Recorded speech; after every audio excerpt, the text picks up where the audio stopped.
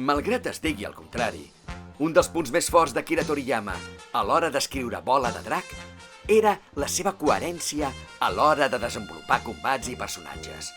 En aquest canal s'analitzarà des d'una perspectiva enfocada exclusivament en el manga, l'única font canònica, i comprovarem com sovint les guies oficials no entenien l'obra i la feien semblar molt pitjor del que era en realitat.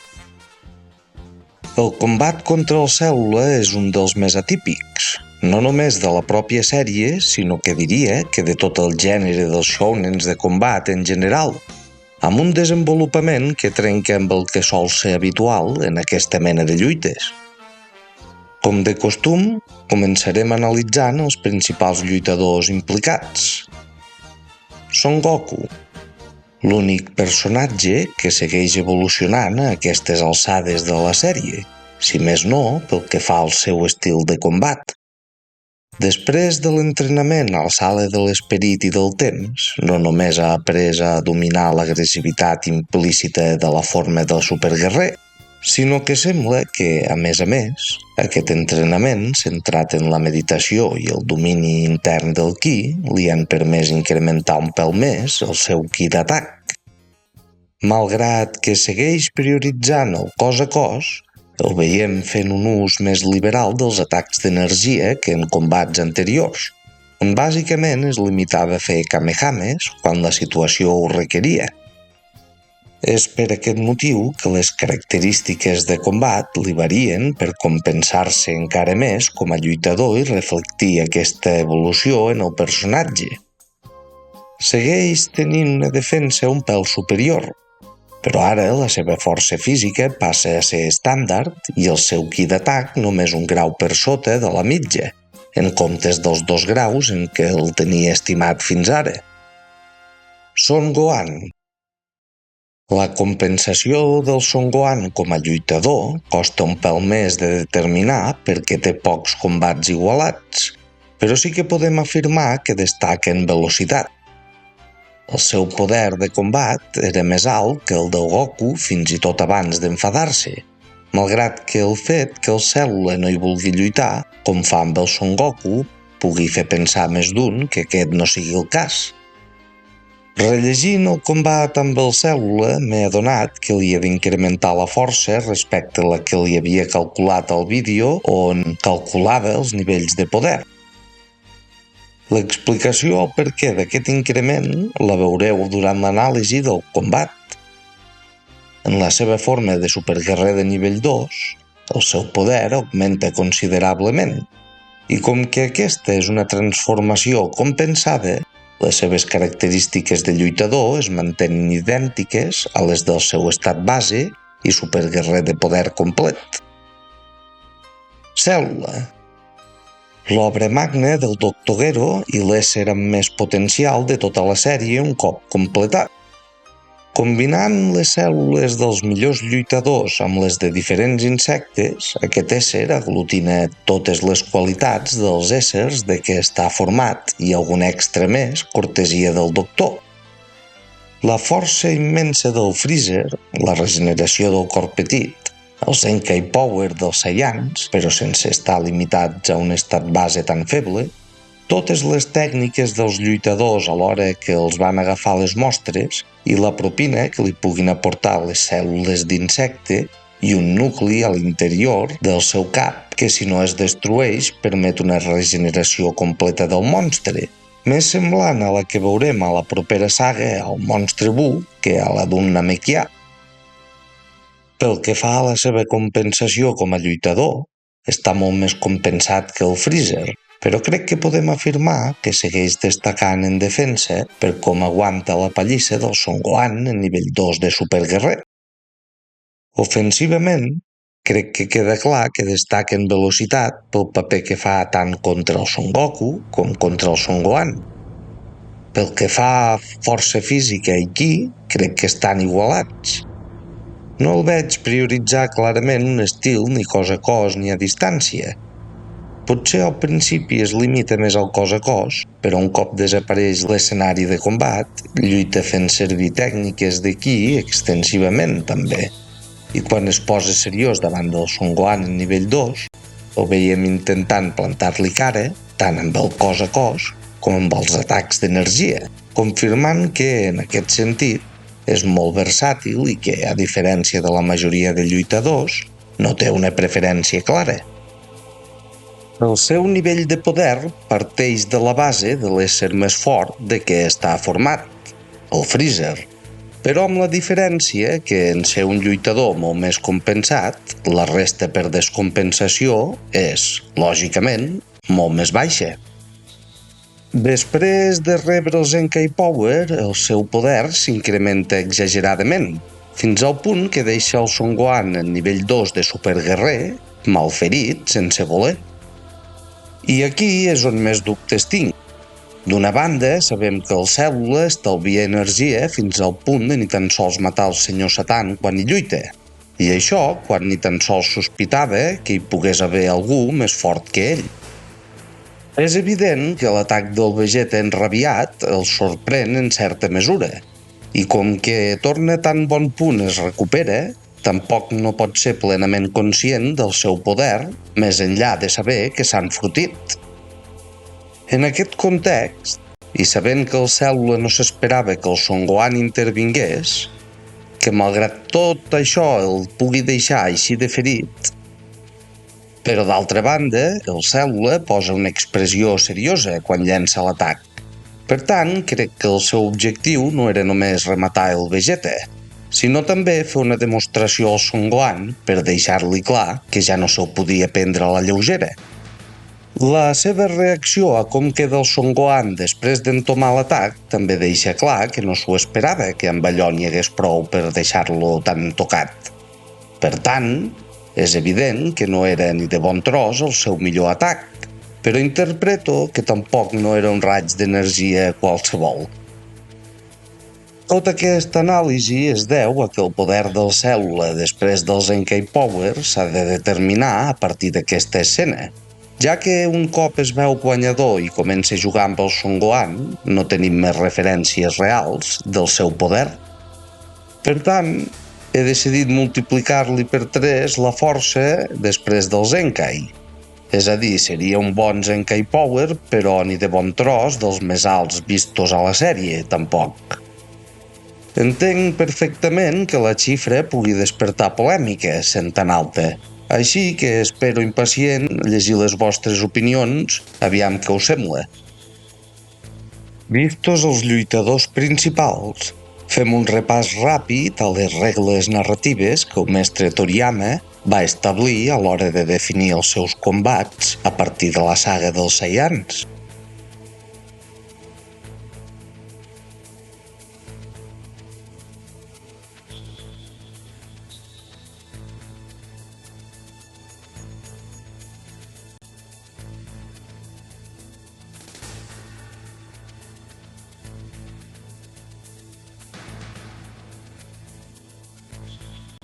Malgrat el combat real contra el Cèl·lula sigui el del Son Gohan, he decidit incloure també el del Son Goku perquè ens ajuda a entendre trets de la personalitat del monstre que ens ajudaran a explicar aspectes del seu segon combat. La lluita, a primera vista, sembla igualada, però això només és una il·lusió. Un cop acaben els exercicis d'escalfament, i després que el Son Goku faci servir tota la força, el Cèl·lula iguala el seu poder al del Goku per tal de poder-hi fer el millor combat possible. El combat en si és poc rellevant, ja que en tractar-se de l'avançala del combat real, el Toriyama no hi dedica un motiu de fons com el que, per exemple, podríem veure als combats del Vegeta o del Freezer. Però que la seva senzillesa en aquest sentit no ens faci creure que no hi ha detalls interessants. Una pèrdua per quedar fora del ring seria tan anticlimàtica que era evident que no representava una possibilitat real. Així que el Toriyama s'aprofita d'aquesta regla per crear un escenari favorable pel Son Goku. Un espai petit afavoreix la lluita cos a cos. Per a continuació, prendre-li aquest petit avantatge i veure com la cèl·lula comença a lluitar de manera més còmoda, al mateix temps que eliminava la possibilitat d'un final anticlimàtic de cara al combat final, o el que queda d'aquest. A part de donar varietat al desenvolupament del combat, m'encanta que ho faci d'una manera que fins ara no havíem vist mai a la sèrie. Si fins ara el mestre havia jugat amb els nivells de poder per justificar els canvis en la dinàmica del combat, la majoria de cops justificat pel desgast de les ferides o per un increment de poder d'un dels lluitadors, aquí s'aprofita de l'espai per aconseguir-ho. I això també ens serveix per entendre la magnitud de l'evolució dels nivells de poder. El ring mai no havia representat cap limitant a l'hora de lluitar, més enllà del fet d'haver de vigilar de no caure. Ara, en canvi, malgrat que s'hi poden fer bons combats cos a cos, no aguantaria gens si s'empressin atacs d'energia. Destruït el ring i amb ell les limitacions d'espai que representava, el cèl·lula comença a fer ús de les tècniques de ki. Si el Goku ja s'havia començat a veure superat en el cos a cos un cop el cèl·lula incrementa la velocitat, ara es veu totalment acorralat pels atacs d'energia del cèl·lula, veient-se obligat a recórrer al seu millor atac, el Kamehameha. I vet aquí una de les escenes més polèmiques de la sèrie i que molts fans consideren una contradicció del mestre Toriyama i sobre la qual tinc sentiments enfrontats. El Goku, acorralat pels atacs d'energia del cèl·lula, decideix tirar d'enginy per intentar capgirar el combat. Combinant el canvi de lloc instantani amb el Kamehameha, aconsegueix enganxar-lo per sorpresa i infligir-li un atac que a primera vista sembla que hauria de ser mortal, ja que li desintegra tota la part superior del tronc, cap inclòs. Però les cames del cèl·lula s'aixequen i es regenera. El seu poder ha caigut, però ha sobreviscut. I la raó que dona per explicar per què ho ha fet és que s'ha regenerat com el cor petit. Però nosaltres sabem que els namekians no haurien de tenir aquesta capacitat. Poden regenerar ferides, cert, però sempre que aquestes no siguin mortals i que li desintegrin el cap per descomptat que un namekià l'hauria de matar. Ara bé, el cèl·lula no és un namekià. D'entrada té cèl·lules del Freezer, que té un aguant impressionant i que fins i tot podia sobreviure amb mig cos sempre que li quedés prou energia. Però una cosa és sobreviure sense cames i una altra fer-ho sense cap. I res del que vam veure a Namek del Freezer ens permet justificar que el cèl·lula sobrevisqués a aquest atac. A la pel·lícula de la resurrecció del Freezer sí que se'ns ensenya quelcom que ho podria justificar.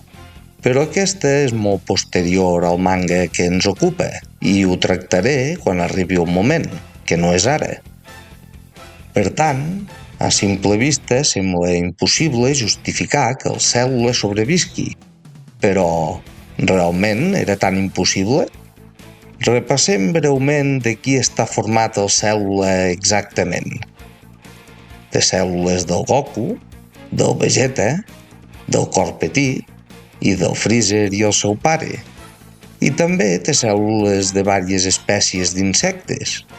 El Toriyama diu animals o éssers vius, depèn de la traducció, però veient les formes inicials de la cèl·lula no hi ha dubte de quina mena d'animals es tracta. I vet aquí la clau que permet justificar que el cèl·lula sobrevisqui. Tot i que aquestes cèl·lules en temes generals siguin força irrellevants en comparació amb les cèl·lules dels lluitadors que el formen, el cert és que els insectes no tenen un sistema nerviós centralitzat. Mentre que nosaltres, els humans, tenim un cervell que bàsicament controla totes les funcions vitals, els insectes tenen un sistema nerviós que sovint consta de varis minicervells o ganglis.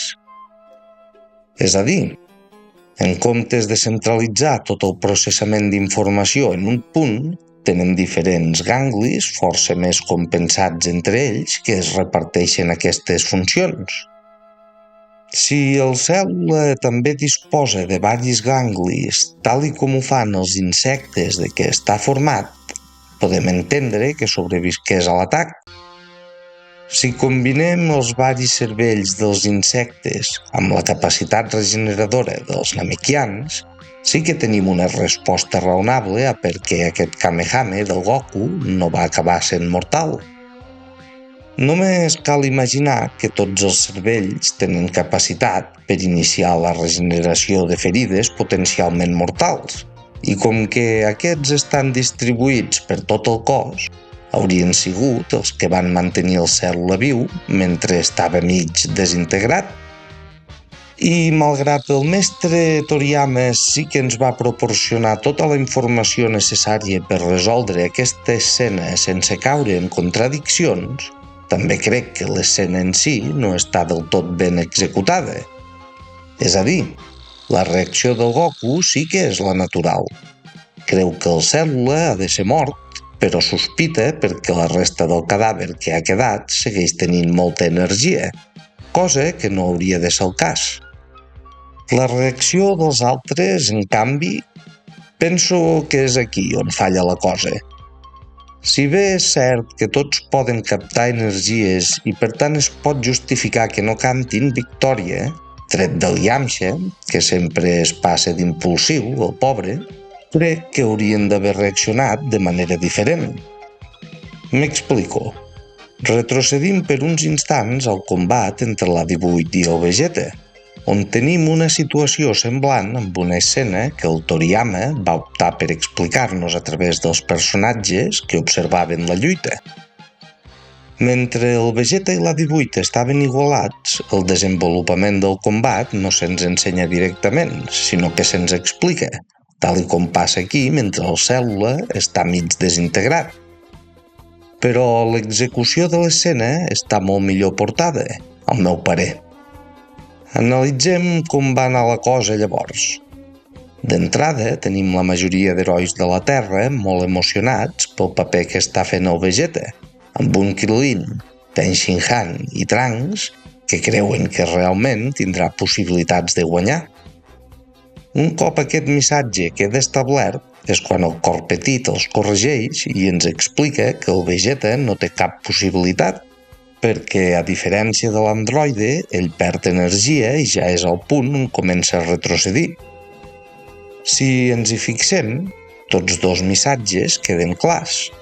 Primer, que sembla que el Vegeta té possibilitats, i després, que realment no les tenia i que aviat aquesta il·lusió de combat igualat s'acabarà.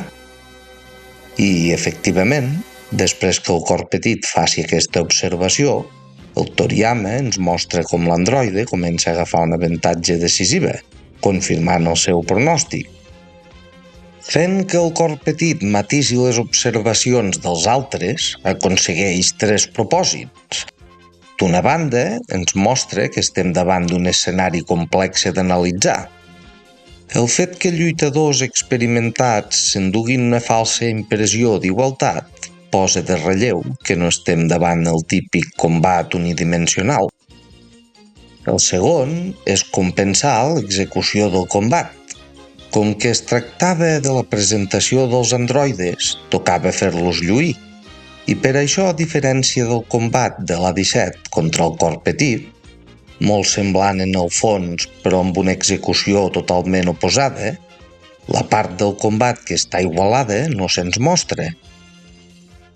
Com que el focus es posarà en la pallissa que l'A-18 li clavarà al Vegeta un cop aquest estigui massa desgastat per seguir-li el ritme, per tal que quedi clar aquest aspecte, fa que tres lluitadors experimentats creguin que el Vegeta té possibilitats.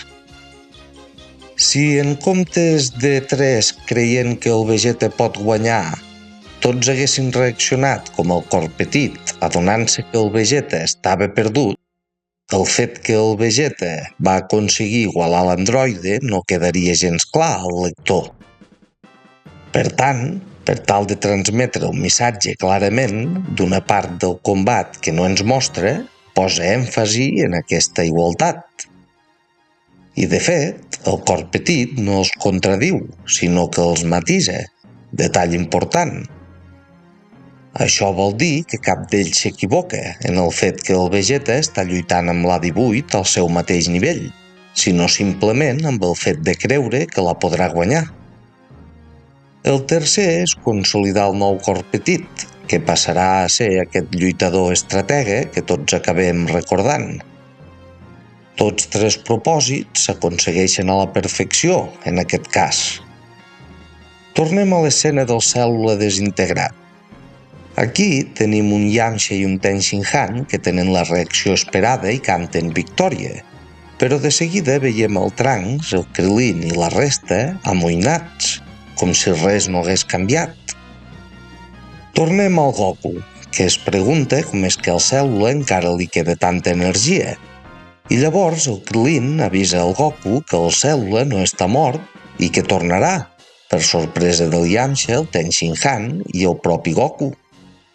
El problema és que la resposta que se'ns dona després només adreça a la part poc rellevant del tema, el tipus de regeneració, que sí que és com la del cor petit, i no la part essencial, que és el fet que el Cèl·lula hagi sobreviscut. I no només això. L'altre problema és que la reacció de la majoria dels guerrers de la Terra no es correspon amb el sentiment del lector. Perquè l'escena funcionés, trobo que la cosa hauria d'anar de la següent manera. El Goku desintegra el Cèl·lula. Tots els guerrers de la Terra canten victòria. El Goku nota que al Cèl·lula encara li queda massa energia. La resta d'herois de la Terra, ja sigui observant el Goku o també notant el poder del Cèl·lula, es van adonant que alguna cosa no acaba d'encaixar, tret del Yamcha, si ho volem fer quedar com el més despistat. De sobte, les cames del Cèl·lula s'aixequen i es regenera.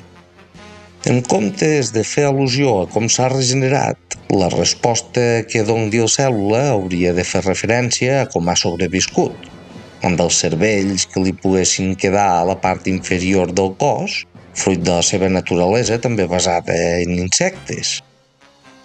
Fins i tot si la intenció del mestre era no donar tota la resposta mastegada, com he fet jo en aquest escenari alternatiu que proposo, ja sabem que li agradava fer treballar al lector per tal d'arribar a la resposta correcta. El problema el plantegen les reaccions de tots i el fet que quedin satisfets amb la resposta incompleta. Si es volia deixar el misteri a l'aire, tothom hauria d'haver quedat sorprès pel fet que el Cèl·lula sobrevisqués, i si de cas llençar a l'aire la possibilitat que potser ha sobreviscut per les cèl·lules del Freezer, com a hipòtesi, ja que no crec que cap d'ells pogués ser conscient del fet que el Cèl·lula tingués cèl·lules d'insecte. D'aquesta manera segueixes sense donar la resposta directament, però com a mínim mantens la incògnita a l'aire i no l'assumeixes com a resolta quan a ulls del lector és evident que no ho està. Resumint, fins i tot si el Cèl·lula no digués res de les cèl·lules d'insecte, aquesta informació ja la tenim a la portada d'un capítol on es descriuen tots els androides del Dr. Gero, la reacció dels herois de la Terra no pot ser com si ja sabessin la resposta o com si aquesta fos evident.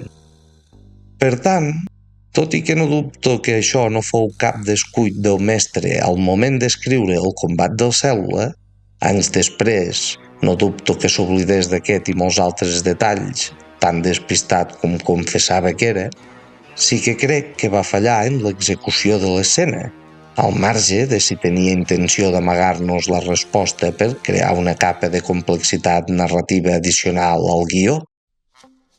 Aquest aspecte que en altres casos havia executat tan a la perfecció, en aquest cas falla una mica. I malgrat com a lectors sí que tinguem tota la informació per resoldre l'escena, entenc perfectament que la immensa majoria de fans la considerin una contradicció per tal i com està executada. Regenerat el Cèl·lula, el combat es reprèn i, malgrat sembla igualat en un inici, el Cèl·lula no triga a agafar avantatge. Però el Son Goku encara té un as a la màniga. Durant l'entrenament a la sala de l'esperit i del temps ha polit el seu domini del ki d'atac i llença un atac de ràfega d'energia com mai havia fet fins ara, que agafa el Cèl·lula un altre cop totalment per sorpresa. Normalment, aquests atacs es consideren inútils i molts cops els fans en fan befa.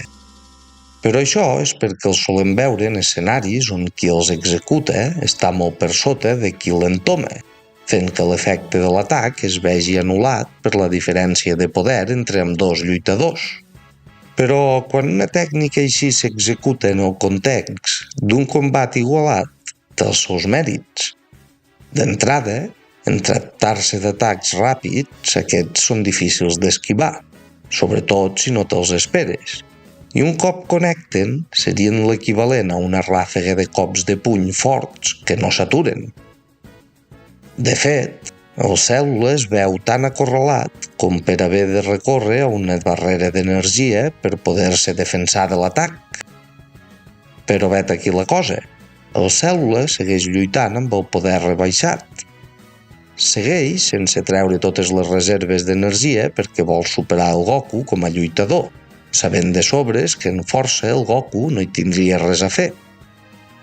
L'atac del Son Goku no ha tingut cap efecte real sobre el Cèl·lula, més enllà de desgastar-lo una mica, i a ell, en canvi, ja no li queden més forces per lluitar.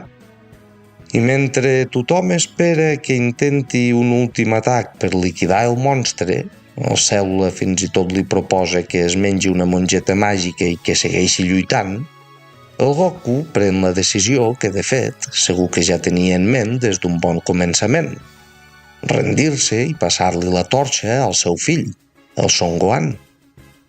La decisió agafa tothom per sorpresa, però en comparació amb quan el Goku dona la mongeta màgica al Cèl·lula perquè aquest es recuperi, poca cosa. Però ben mirat, era lògic que ho fes. El Son Goku creu que el Son Gohan pot guanyar el Cèl·lula. No un Cèl·lula ferit, sinó el Cèl·lula. I tots recordem el regust amarg de boca que li va quedar després de la victòria contra el Freezer, ja que per a ell l'instint més bàsic és fer el millor combat possible. Per tant, en aquesta decisió crec que d'una banda hi veiem el Goku mestre, que vol que el seu fill acabi l'evolució que va començar durant l'any d'entrenament a la sala de l'esperit i del temps. Però de l'altra també el Goku pare, que vol protegir el seu fill d'una victòria insatisfactòria contra el qui segurament seria el rival més fort contra qui mai podrà lluitar. Des del seu punt de vista, donar la mongeta màgica al Cèl·lula era l'única opció possible. Però pel que fa als altres, si els dubtes sobre les possibilitats del Son Gohan ja eren grans, amb el Cèl·lula recuperat, ningú, tret del Goku, no creu que pugui guanyar. Però recuperen les esperances tan bon punt el Son Gohan ens demostra el seu poder, que supera el del Goku. El Cèl·lula comença a entendre per què el Goku ha pres aquesta decisió, però malgrat el Gohan superi el seu pare, encara està lluny de poder-li plantar cara a ell. I el Cèl·lula no vol perdre el temps amb combats inútils. Així que pensa donar una lliçó al Goku, creient que l'ha subestimat. Guanyarà ràpidament el seu fill i el farà tornar a lluitar a ell.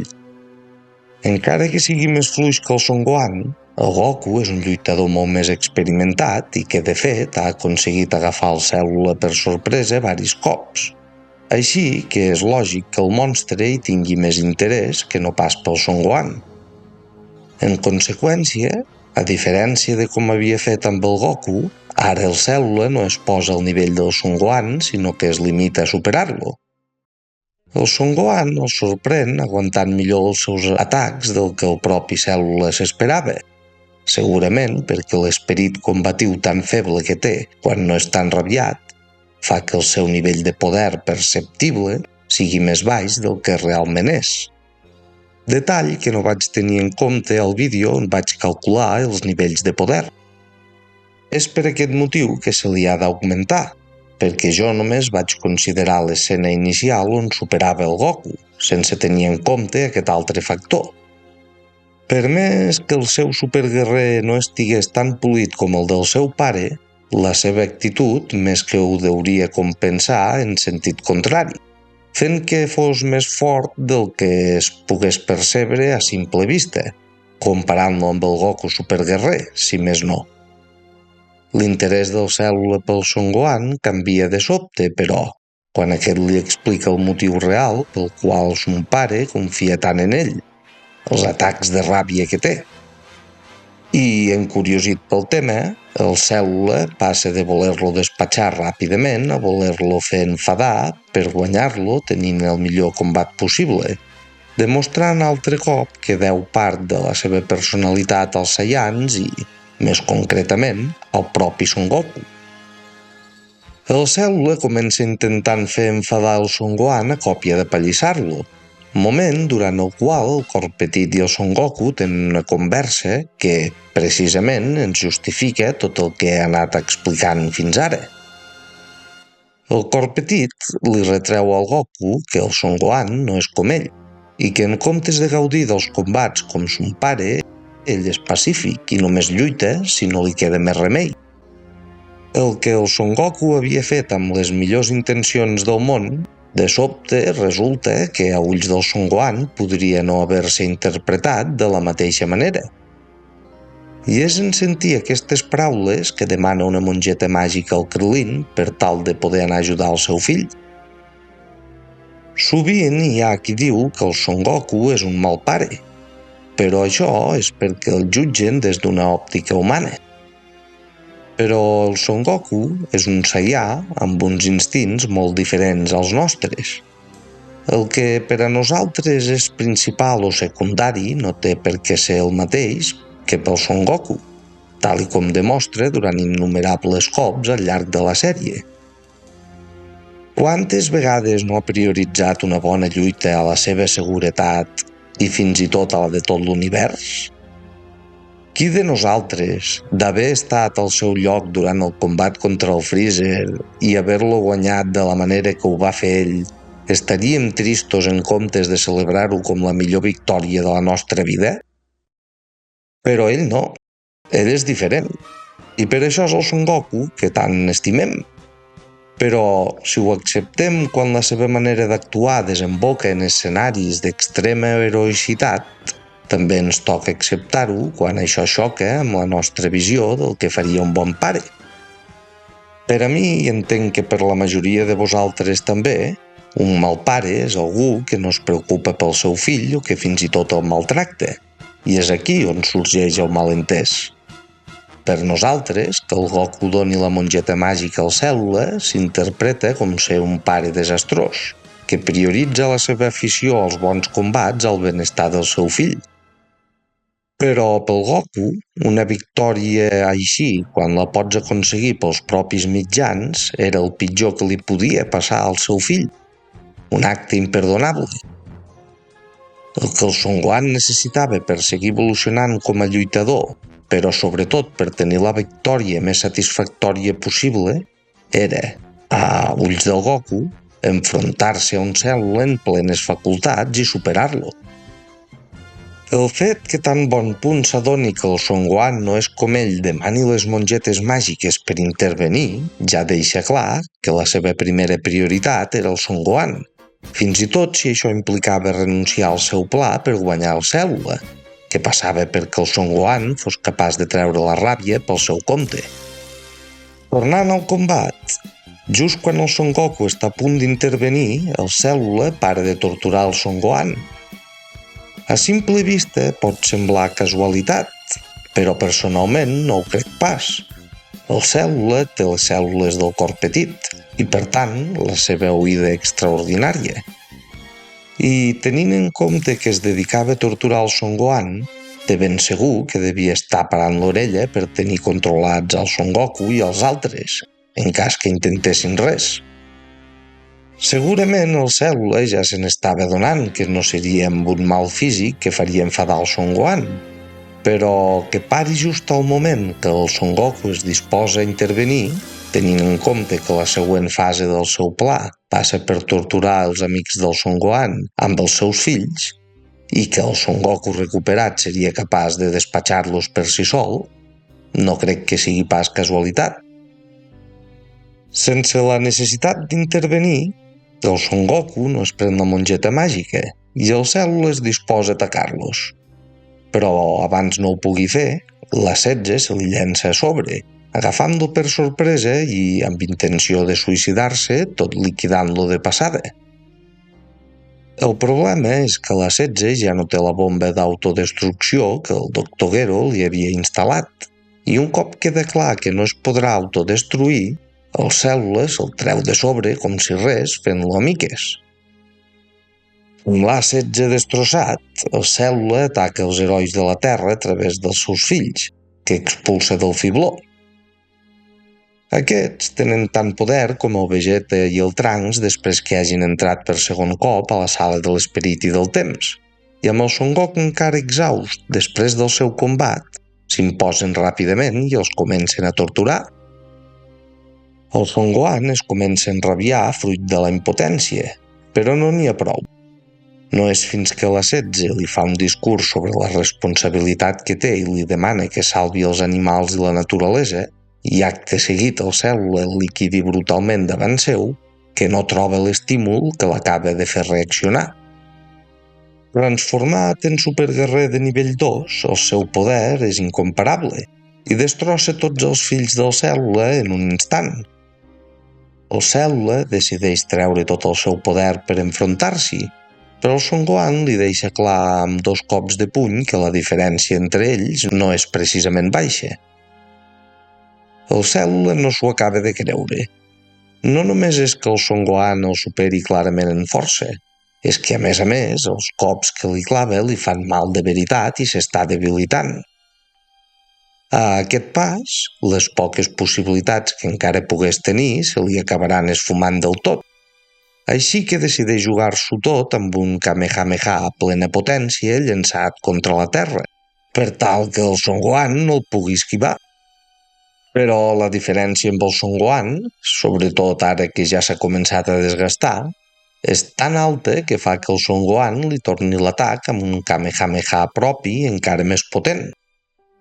El Cèl·lula ha pogut resistir l'atac, però ha quedat molt tocat. De fet, si ara mateix encara és viu, només és perquè el Son Gohan hi vol jugar, fent-lo patir abans de donar-li el cop de gràcia. El Goku, veient com el seu fill està començant a perdre el cap, l'insta que mati el Cèl·lula abans no sigui massa tard, però el Son Gohan no sembla voler-li fer cas. La tranquil·litat d'esperit fruit de l'atac de ràbia barrejat amb l'odi que sent pel Cèl·lula l'han convertit en un autèntic psicòpata, fent gala de la immaduresa que el caracteritza. En qualsevol cas, el combat es reprèn amb un Cèl·lula desesperat que decideix apostar-ho tot per la força bruta i comet el mateix error que el Trunks. El resultat és l'esperable, amb un Son Gohan que encara el tomba amb més facilitat que abans. I és en aquest punt que els danys acumulats per la lluita fan que el poder del Cèl·lula caigui el suficient com perquè el seu cos expulsi l'A18 i torni a la seva forma anterior.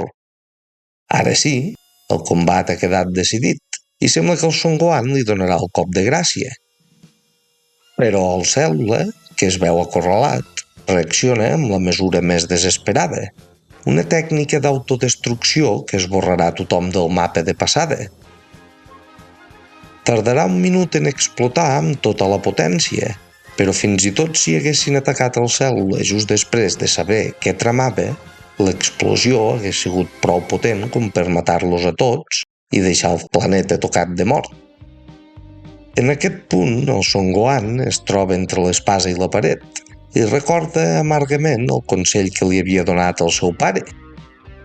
Quan el monstre està a punt d'explotar, el Son Goku decideix salvar la situació sacrificant-se, a ell i al déu Kaito de passada, teletransportant el Cèl·lula al planeta del Kaito just abans que exploti i immolant-se juntament amb ell per tal de protegir la resta. El combat ha acabat amb un regust amarg de boca pel pobre Son Gohan, que ha de pair el fet que el seu pare sigui mort, en part, per culpa seva. Però no té temps per lamentar-se gaire, ja que per sorpresa de tothom resulta que el Cèl·lula encara és viu. Ha tornat a la Terra i ha deixat el Trunks foradat com a carta de presentació. Es veu que, com a mesura de seguretat addicional, el Dr. Gero va instal·lar un nucli de cèl·lules especials al cap del Cèl·lula que permeten una regeneració completa del cos, i l'explosió de l'autodestrucció no les va afectar. A més, en tenir les cèl·lules de Saiyan i el potencial il·limitat del Freezer, rep un Zenkai Power que li augmenta moltíssim la força, i per si això fos poc, també aprèn el canvi de lloc instantani per imitació. Amb el Trunks agonitzant, el Vegeta no es pot contenir la ràbia i es llença sobre el Cèl·lula amb totes les forces. Però el Cèl·lula ha augmentat massa el seu poder i surt il·lès de l'atac del Vegeta, deixant-lo estabornit d'un sol cop. Quan es disposa a rematar-lo amb un atac d'energia, el Son Gohan intervé salvant el Vegeta a l'últim moment. Però aquest acte heroic no li ha sortit tan bé com voldria. Ha pogut salvar el Vegeta, però a canvi ha quedat ferit d'un braç i ha perdut moltíssim poder. El Cèl·lula, que ja és sent guanyador, es disposa a rematar la feina amb un últim Kamehameha davant d'un Son Gohan que ja ha perdut tota l'esperança. Però llavors intervé el Son Goku des de l'altre món, recordant-li el motiu pel qual lluita i fent-li recobrar la confiança. I el Son Gohan, al final, també concentra un Kamehame amb el braç que encara li queda. Ara bé, malgrat el discurs del Goku hagi estat excel·lent, la realitat és que el Cèl·lula segueix sent molt més poderós que el Son Gohan, cosa que es fa patent quan els dos Kamehames xoquen. Mentre que el Son Gohan ho està donant tot, el Cèl·lula s'està fent un far de riure i celebrant la victòria abans d'hora. El Son Goku intenta motivar el Son Gohan perquè aguanti, però davant la superioritat del Cèl·lula sembla tot perdut. Però just quan el monstre s'afarta de jugar i es disposa a rematar el combat, un atac d'energia l'impacta de ple, distraient el monstre el temps just perquè el Son Gohan el pugui rematar cremant totes les reserves de força que encara li quedaven. Ara sí, el monstre ha quedat totalment liquidat i la pau podrà tornar a la Terra. Tal i com he dit, aquest combat em provoca sentiments confrontats. D'entrada, començaré per la part positiva, que és la manera com el mestre segueix trobant maneres de fer combats amb un desenvolupament 100% original. M'explico. Si agafem les lluites importants de la majoria de shounens, veurem com aquestes segueixen un patró que es repeteix de manera gairebé constant. A One Piece, per exemple, la immensa majoria de lluites es poden resumir com un estira i arronsa entre el Luffy i l'enemic de torn, on l'enemic sembla que té les de guanyar, però al final el Luffy treu la força del poder de l'amistat o alguna tècnica nova i s'acaba imposant. Això arriba fins a tal extrem que molts combats es veuen artificials, sobretot a partir de la segona meitat de la sèrie, on la quantitat de gears és tan alta que veure el Luffy començant a lluitar amb el Second, sabent que com a mínim acabarà necessitant el Fourth, es fa ridícul. No és l'objectiu d'aquest vídeo parlar de One Piece, simplement vull comparar-ho amb una sèrie popular del moment. Bola de Drac, en canvi, els varia molt més. Hem vist el protagonista quedant fora de combat a mitja lluita, versus Vegeta, o com aquest es veu acorralat però aconsegueix superar l'adversari, versus Freezer.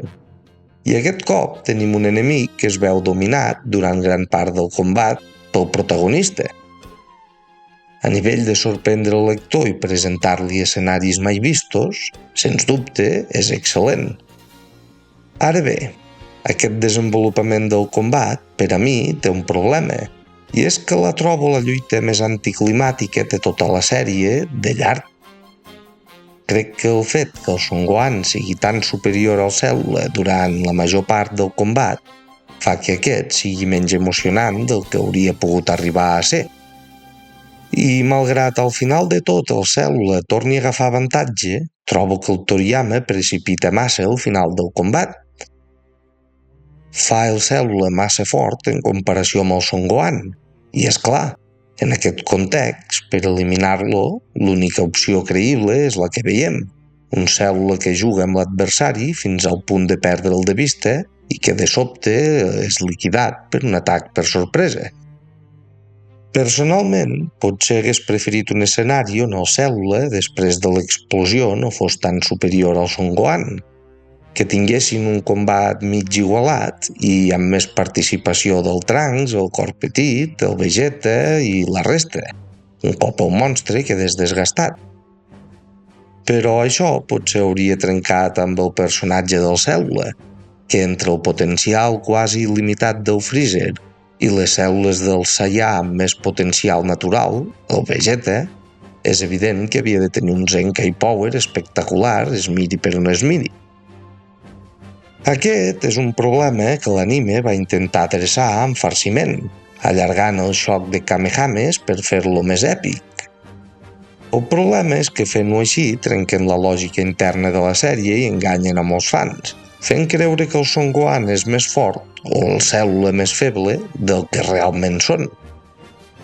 I abans algú no em digui «però Scooter és SSJ, no és precisament això el que has dit que volies, un Cèl·lula més fluix?» Doncs sí, però no d'aquesta manera. La força increïble del Cèl·lula ja queda establerta quan torna i, amb un atac que anava dirigit a rematar un Vegeta que ja estava moribund, aconsegueix deixar tocat el Son Gohan. Pensem-hi fredament. El Cèl·lula ni tan sols no hi comptava amb que el Son Gohan intentaria salvar el Vegeta. I tampoc crec que tingués intenció de malgastar energia inútilment havent-se d'enfrontar encara a ell. Recordem que ni tan sols mata el senyor Satan per tal de no malgastar energia innecessàriament. I malgrat tot, l'aconsegueix deixar força tocat. I el fet que el Cèl·lula ho consideri una propina encara ens deixa més clar que ni de bon tros ho esperava, que aquell atac pogués ser tan fort. Aquí entra en joc clarament la quarta regla narrativa que hem identificat en aquest canal sobre un lluitador no sent conscient del propi poder fins que es posa a prova. En aquest cas, tenim un Cèl·lula que és conscient que s'ha fet més fort, però no realment fins a quin punt fins que deixa ferit el Son Gohan en nivell 2 de superguerrer de rebot. Per tant, si el que pretenia la Toei era posar el Cèl·lula a un nivell més proper al del Son Gohan, el que calia era modificar tot el desenvolupament de la lluita des que el Cèl·lula torna i mata el Trunks, i no només allargar el Kamehameha. Un cop queda establert que el Cèl·lula és molt superior al Son Gohan, la lluita ha d'anar tal i com va al manga, per anticlimàtic que pugui semblar el final. Per no acabar l'anàlisi amb un to negatiu, vull destacar com l'enfocament dels Saiyans durant aquesta saga culmina amb el Son Goku fent de Son Goku durant aquest combat. Decisions que poden semblar estúpides però que ens ajuden a entendre el seu personatge a un nivell encara més fonamental. En realitat, és durant aquesta saga que el Son Goku acaba d'evolucionar al Son Goku Saiyan que el farà tan diferent de la majoria dels altres herois de Shounen. Segurament, el fet que aquesta saga sigui on el Son Gohan es convertirà en el protagonista de la sèrie, temporalment, fa que el Toriyama tingués més llibertat per fer anar el personatge del Goku cap a on volgués, acabant-lo d'apartar de la figura de l'heroi modèlic i consolidant la seva faceta més saiana, que ja és la que es mantindrà fins al final de l'obra. El fet que el Goku mantingui la seva personalitat desenfadada i la capacitat per sacrificar-se pels altres emmascara molt la seva naturalesa més salvatge i fa que tinguem aquest personatge tan únic. Un altre detall molt bo d'aquest combat que es perd perquè l'autor el va descartar de cara a les sagues posteriors és el procés de maduració del Son Gohan. M'explico. La mala actitud del Son Gohan queda patent durant varis punts del combat. Primer, no només quan és incapaç de controlar les emocions per treure la ràbia per lluitar quan calia, fins al punt que ni veure els seus amics essent torturats l'acabava de fer reaccionar, i que necessiti l'impacte de veure la mort d'un aliat que prèviament li havia fet un discurs motivacional impecable, ens demostra que en el fons encara és un nen. El segon punt és quan passa de voler matar el Cèl·lula a torturar-lo, deixant que l'odi que sent l'arrossegui cap a un camí de pura psicopatia, convertint-se pràcticament en un Freezer a nivell de personalitat. I no ens enganyem, és una reacció molt humana aquesta, així que aquesta immaduresa està en part justificada per la pròpia naturalesa híbrida del Son Gohan. Sí, a aquestes alçades el Son Gohan té una edat semblant al Son Goku quan va començar la sèrie, però el Goku tenia uns instints de Saiyà que, entrenats de petit per un dels millors mestres d'arts marcials de la sèrie, l'avi Son Gohan, ja desembocaven en una actitud per la lluita perfecta per als arts marcials.